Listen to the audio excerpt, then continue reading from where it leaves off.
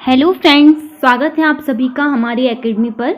जैसे कि आप लोगों ने थंबनेल तो देख ही लिया होगा कि आप लोगों की वर्ग 3 परीक्षा जो कि हम उसका पूरा सिलेबस के साथ में आप लोगों की तैयारी करा रहे हैं।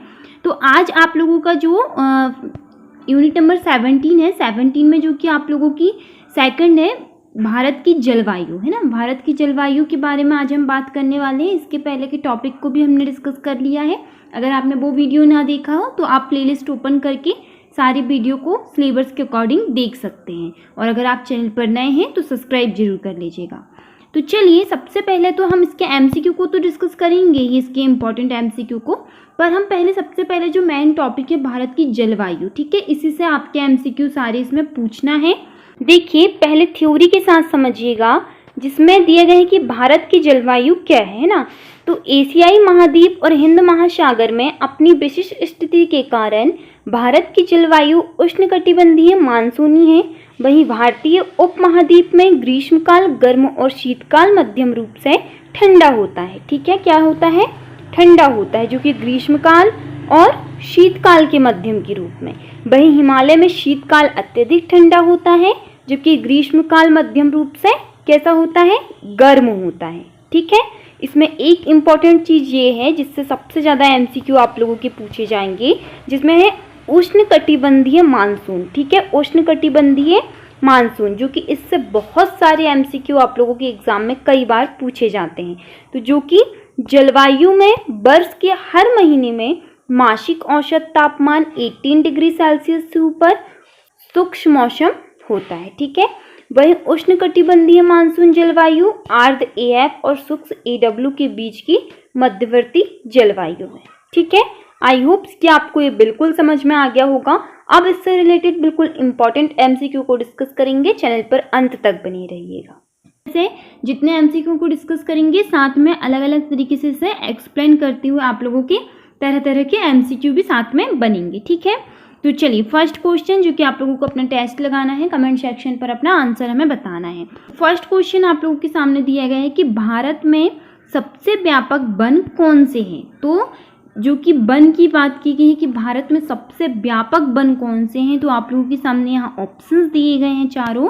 तो आपका करेक्ट आंसर हो जाएगा ऑप्शन नंबर बी, उष्णकटिबंधीय पर्णपाती वन। ठीक है, याद रखिएगा, जो कि बहुत ज़्यादा इंपॉर्टेंट क्वेश्चन है। इससे बिल्कुल आप लोगों के एग्जाम में क्वेश्चंस बनना ही है।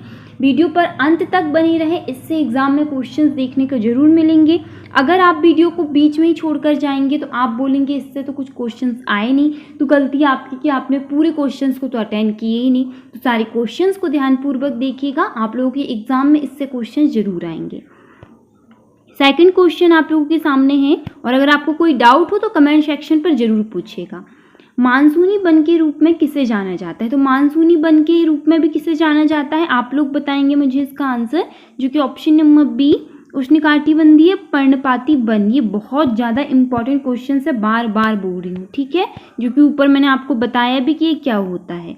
अब गंगा महानदी, कृष्णा, गोदावरी और कावेरी के डेल्टा में किस प्रकार की वनस्पति पाई जाती है। किस प्रकार की वनस्पति पाई जाती है, जो कि पाई जाती है मैंग्रोव वन। अब ये क्या होता है, इसे थोड़ा सा समझेंगे कि एक्चुअल में है क्या। आप लोगों को थोड़ा सा डाउट क्लियर कर दूं कि मैंग्रोव वन, जिन्हें अलग अलग नामों से जाना जाता है, जिसे मैंग्रोव दलदल कहा जाता है, मैंग्रोव घने जंगल या मैंगल भी कहा जाता है। ठीक है, अलग अलग नामों से इसे जाना जाता है, ये याद में रखिएगा, कंफ्यूज नहीं होना है। जो क्या है, उत्पादक अर्धभूमि है, जो तटीय अंतज्वरीय क्षेत्रों में पाए जाते हैं। ठीक है, ये भी याद रखिएगा, इससे भी क्वेश्चंस आ जाते हैं।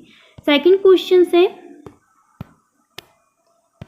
कि सुंदरी वृक्ष किस डेल्टा में पाए जाते हैं। तो सुंदरी वृक्ष की बात की गई है कि ये किस डेल्टा में पाए जाते हैं। तो ये पाए जाते हैं Ganga Brahmaputra delta, option number A, याद रखना। ठीक है, नेक्स्ट क्वेश्चन है, अगर आप चैनल पर नए हैं तो सब्सक्राइब जरूर कर लें, क्योंकि वर्ग 3 जो कि चयन परीक्षा आपकी होना है, संपूर्ण सिलेबस आप लोगों को इस चैनल के माध्यम से कराया जाएगा।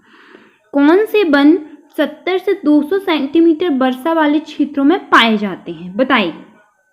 मुझे बताएंगे आप इसका आंसर कमेंट्स में बताइएगा। बताइए सभी लोग, ऑप्शन देख लीजिए चारों। इसका correct answer option number B हो जाएगा, उष्णकटिबंधीय पर्णपाती वन, ठीक है, जो कि मैंने आपको पहले ही बोल दिया था कि इससे क्वेश्चंस आना है। सवाना और मानसूनी वनस्पति किस प्रकार की जलवायु में पाई जाती है? किस प्रकार की जलवायु में पाई जाती है? आप लोग के सामने यहाँ ऑप्शंस दिए गए हैं, तो इसका करेक्ट आंसर ऑप्शन नंबर हो जाएगा ए, जो कि उप आर्द्र जलवायु, ठीक है। ऑप्शन नंबर ए इसका करेक्ट आंसर। नेक्स्ट, भारत में कितने प्रकार के प्राकृतिक वनस्पति क्षेत्र पाए जाते हैं? कितने प्रकार के पाए जाते हैं प्राकृतिक वनस्पति क्षेत्र? गैस करिए सभी लोग, बताइए आंसर।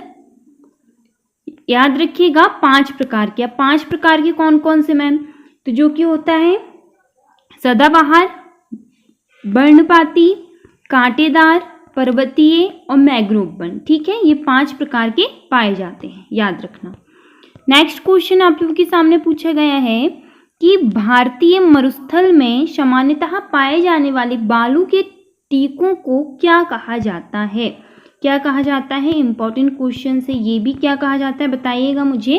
आप लोगों के सामने ऑप्शंस हैं, आपको बिल्कुल टाइम दिया जा रहा है सोचने का, बताइएगा। तो जो कि ऑप्शन नंबर आप लोगों का ए करेक्ट आंसर हो जाएगा बरखान। क्या कहा जाता है? बरखान कहा जाता है, ठीक है।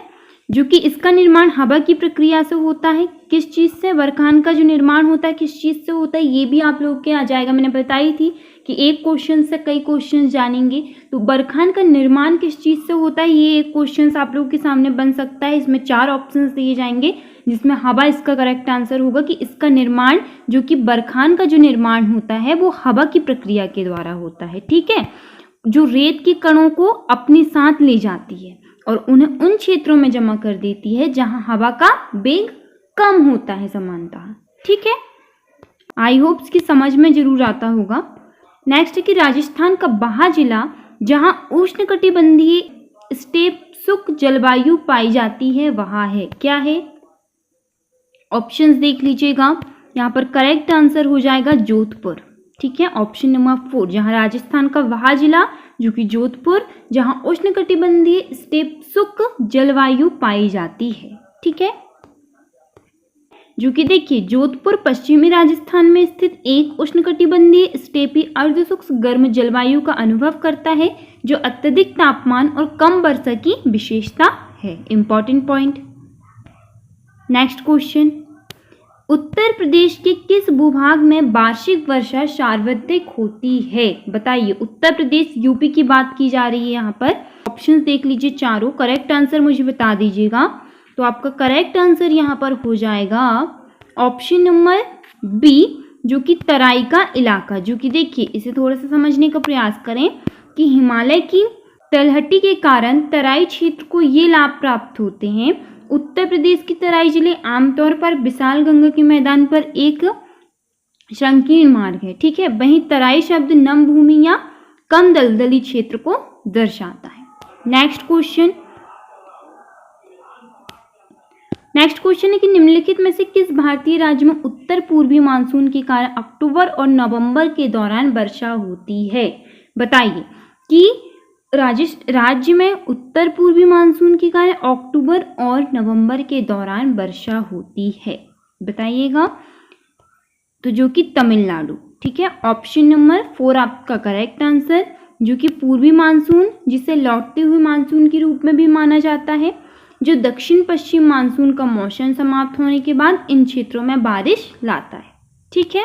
तो ये रहे आपके इम्पॉर्टेंट क्वेश्चंस जो कि हमने डिस्कस किया। अगर आपको वीडियो पसंद आया हो, इसी तरीके की तैयारी अगर आप आगे चाहते हैं, हमारे चैनल से जुड़ सकते हैं, हमें सब्सक्राइब कर सकते हैं। Thank you.